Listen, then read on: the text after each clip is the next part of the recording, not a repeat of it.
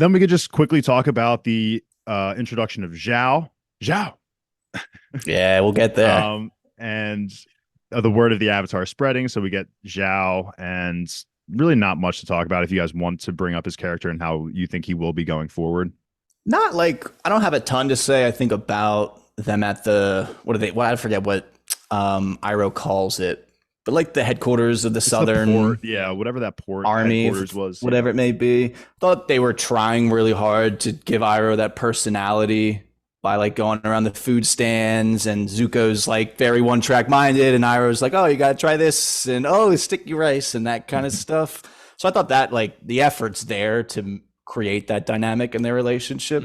Because he And goes on a shopping spree. I mean, this is the pirate episode, which I'm honestly kind of like the pirates were cool. I mean, obviously, I can quickly think of them when I'm thinking of the anime, but honestly, something that looking back, it could easily be cut. Like, I guess this is also where we can talk about the scroll itself. So Katara Yeah. gets her hands on the scroll, which again, she originally steals from the pirates in the animated show, but here it's just Gran passing it on. I think that's totally fine. I think that's a completely valid point. Like there were water benders at the Southern Water Tribe for generations. Why wouldn't they have a scroll that would, have access to different techniques? So that I was totally fine with. And I was like, okay, we could skip the whole pirate thing. I was kind of a little excited. I was like, oh, we're on the port. We're going to get it. And then they didn't, but I think it was perfectly explained.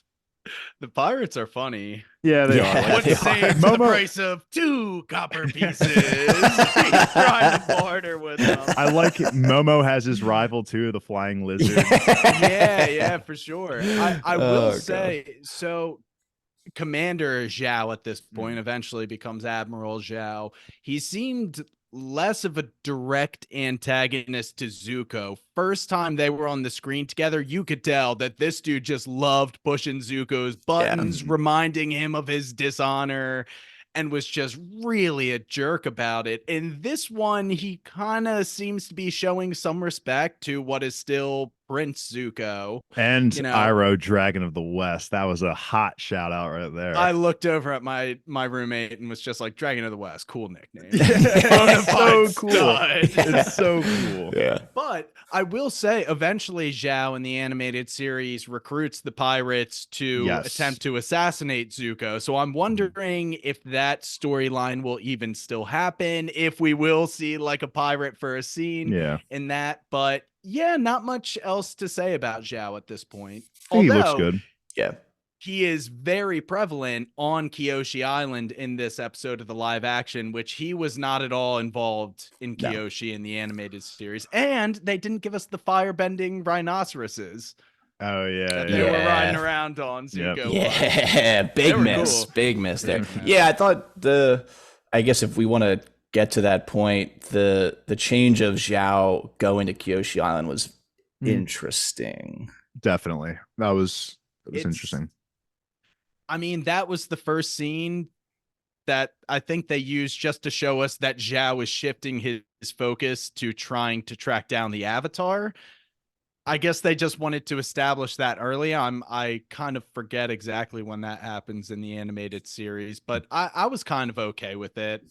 And yeah, I don't know. I think you're right that it just kind of shows that Zhao is completely now also focused on the Avatar. Yeah, it was a little weird. I was, again, expecting Zuko on the rhinoceroses. Yeah. Definitely It's expecting just that. it's enough. It's a big enough magnitude of a change where I'm like, this is interesting. And now I'm thinking about that it's a change and how do I feel about it? Probably versus just maybe enjoying what's on the screen. Before we get to the honestly, before we get to my favorite scene of probably both these episodes, I will say, let's talk about Aang's experience in the spirit realm with Kyoshi. My thoughts will just be really quickly that this scene felt like it was brought up from the finale. Like the finale of the animated show, Aang is going through all of the reincarnations of the Avatar, meeting them one by one, talking about what he needs to do in order to beat the Fire Lord.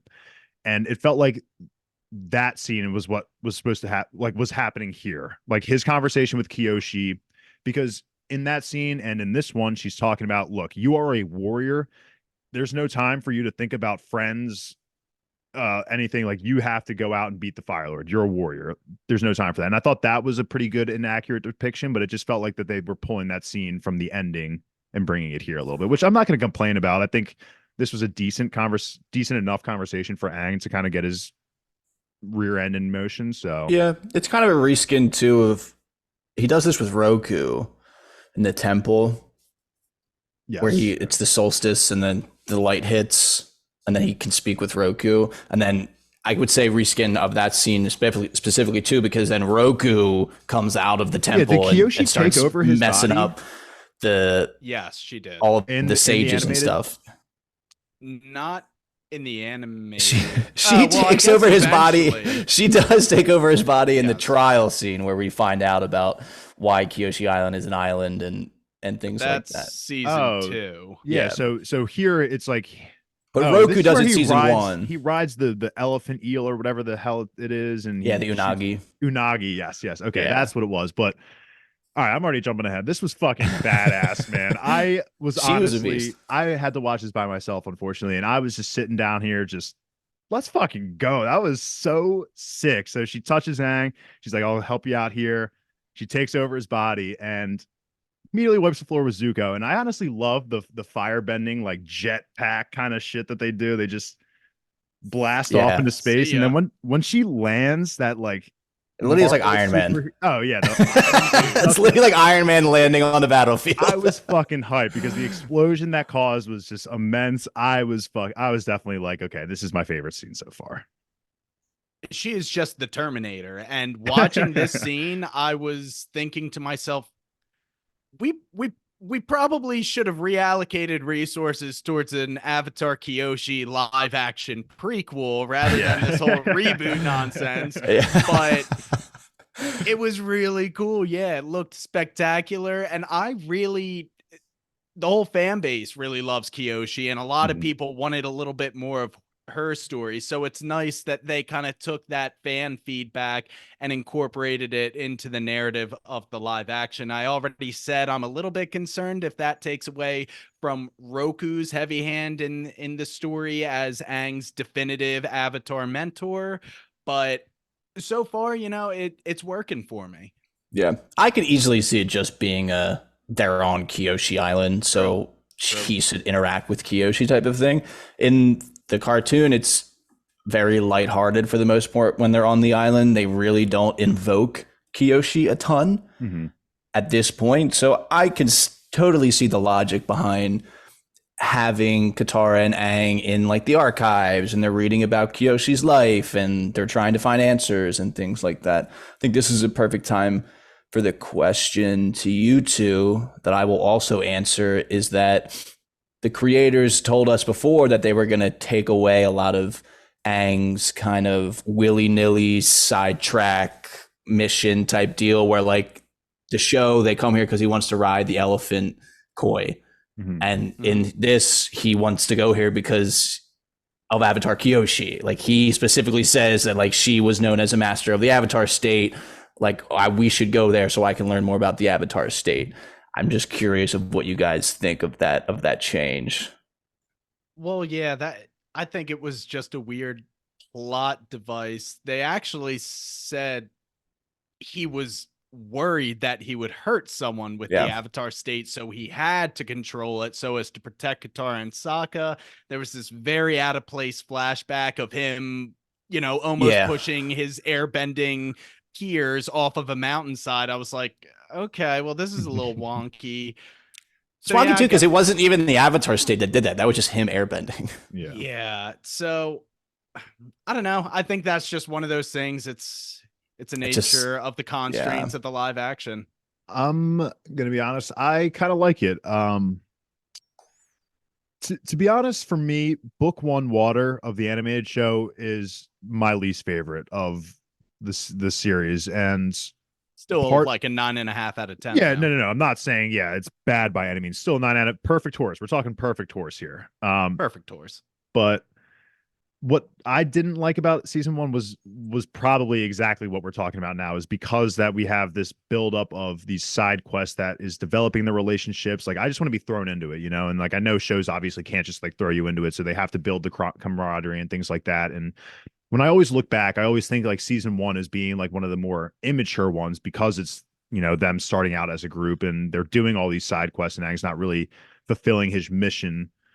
So I'm going to be honest. I kind of like that they gave it was a good reason on why they need to get to Kyoshi. It wasn't like Yeah. a side quest. They didn't make it feel like a side quest. Like here's an actual reason to go to Kyoshi, more so than what the animated version provided. And I'm totally fine with it.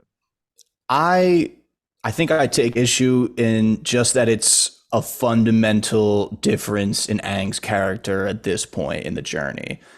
He's very quickly gone from, it seems like, running away from the responsibilities to like, well, I'm on a just quest going right into now. it. Yeah. To like Okay, be the best version of myself. And that's, like we said, there's time constraints. The live action's a different story type of deal. I think I'm still at a point where I'm kind of clinging to the fun that we had and the whimsy of the early. And the development, I think, feels like it's hot and fast, although we don't really see the aftermath of this scenario, and Aang maybe talking more later on about how he feels about what Kyoshi said and all that kind of stuff. So we shall see. It just feels like right now, having watched 2 episodes, it's like, okay, we're already at a point where Aang's like, I get that. I didn't even kind of think of it from that perspective. In quotes, mature, like but yeah, I like that perspective. I think you're valid in those feelings 100%. There was that small scene where Katara is practicing water bending and Aang kind of dismisses it. Oh, maybe I'll start later. And she kind of says, you got to actually start learning the elements. So that was a little bit of an acknowledgement that he's still uncomfortable with his role as the Avatar. But actually, that scene winds up with them splashing each other in the river. One thing I wanted to bring up in the animated series, from the first time Katara and Aang are on screen, you get the feeling he has a little crush on her, and she is only seeing him as a little brother. I'm not getting all of that nuance to their relationship, which is a shame, because I think that was immediately evident. Because Aang in the animated show is fighting for his love. Every time he's going for the chase, and Katara shutting him down. And there are moments that lend herself to become more open to the idea of, okay, Aang's kind of good looking. I think it was like the fortune telling episode. It's like you're gonna end up with a very powerful bender, and that part's sick. Yeah, I bring that up here in Kyoshi Island because in the animated series, that was the first role reversal, because he's getting fawned over by all of the young girls from Kyoshi Island, and Katara kind of gets a little bit jealous, but none of that's really established here. And I think that's just one of the things that they couldn't really spend a lot of time on, unfortunately. Yeah, maybe they'll do it next season almost. I have seen some like jumping ahead, just like, reading things on the internet of people saying, and they said that it was kind of missing from this season. Kind of two sides of that coin. Some people said it doesn't really come off as great in the live action with people who we know are legitimately young. Yeah. Type of thing. I don't really know. We'll have to see where it goes. I can't imagine that they don't, if they get through the whole story, that Aang and Katara don't have a romantic relationship. That feels crazy. Yeah. Oh yeah, 100%. So we'll just have to see. I'm looking ahead, and there are some episodes from the series that if they include it, they couldn't avoid it, like Secret Tunnel. I feel like they, even if that is considered a side quest, there is no way they can't do it, because it's like the cabbages thing. It's like, I think you I would can't stop the not podcast. have the cabbages. You can't have the tunnel people not, like, I don't know. it's all in the same. They have. Well, that's what there. we think. Hopefully Netflix shares our opinions of what is crucially important and not. Yeah. But I like that. I like the fact that Aang was able to transform into Kyoshi, because that was something in the animated when he turns into Roku that I thought was really cool and wasn't really kind of explained enough. So, and I think I really like the idea that he was able to do it here, and they kind of explained, it's because you were at like her temple specifically that you were able to kind of embody Kyoshi. And so I hope going forward, maybe not only do we see the Roku scene eventually too, but maybe we throw in a waterbender in there too that overtakes him. I think that would be really cool too. Maybe at the Northern Water Tribe. Well, I guess that maybe then not so much because he does need to control the Avatar state by then, but Yeah. I digress. One other thing that I thought was kind of lame here was when Zuko and Zhao are kind of departing a little bit and Zhao's walking away and Zuko's like, don't tell anyone about the Avatar. I'm like, okay. I was like, come on, bro. That was like the only down like, and that wasn't even his fault. That's just like that was such a terrible line that was just felt unnecessary. Yeah. Like, didn't need to be said at all. And then Zhao has that smile, and it's like, come on, what are we doing here? But that's it. Yeah. The reason why I brought up Zhao being on Kyoshi Island as interesting is because it seems like they've done a 1-to-1 swap of him failing on Kyoshi Island is the live action version of him losing to Zuko in the Agni Kai. Oh, yeah. Which is like way less cool. Yeah, way less cool because they still have the Agni like Kai. Zuko punches next to him, and it's like that's him symbolized like I won, but I'm not going to kill you, whatever. And then Zhao's like, your father raised a coward, and tries to stop. And then Iroh steps in and stops him, which is sick, and all that kind of stuff. Yeah, so he grabs them both by the. I was disappointed with that. I think they're probably just hanging on to Agni Kai for a later. They have to introduce it. Like it has to be sure. introduced at some point. Like there's just no way. They'll introduce it in some way. I was just like kind of waiting for it. And then I was realizing like, oh, this is going to be the swap that kind of like puts them on the same level where it's like, okay, Zhao's failed. Now we're kind of leveled out a little bit. Yeah. They have to give us the Zuko versus Fire Lord Agni Kai flashback. That needs to be included. So we're going to get an Agni Kai.